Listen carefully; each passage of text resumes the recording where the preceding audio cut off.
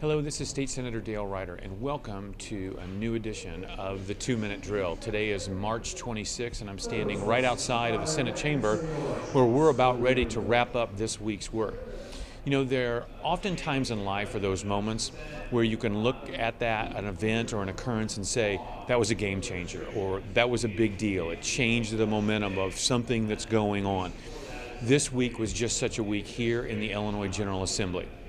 By substantial majorities, both the Illinois House and Senate approved measures that will close the $1.6 billion deficit in the fiscal year 2015, the budget year that we're in now, with only 3 or 4 months remaining in the fiscal year. That's a very, very important step for this General Assembly to take.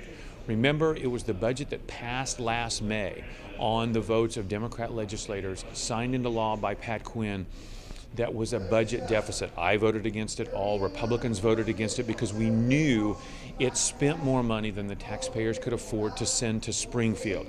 After Bruce Rauner took office, he said one of the first steps the General Assembly needed to take was to balance this fiscal year 2015 budget. Many thought it couldn't be done because we were so late in the fiscal year, but the legislation approved by the General Assembly this week did just that.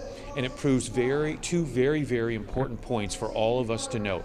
One, while it's not a majority, there are a sizable number of legislators here in Springfield like myself who recognize that we need to reverse the practice of spending more than the taxpayers can afford, and we need to eliminate our budget deficits, balance the budget, and move the economy forward.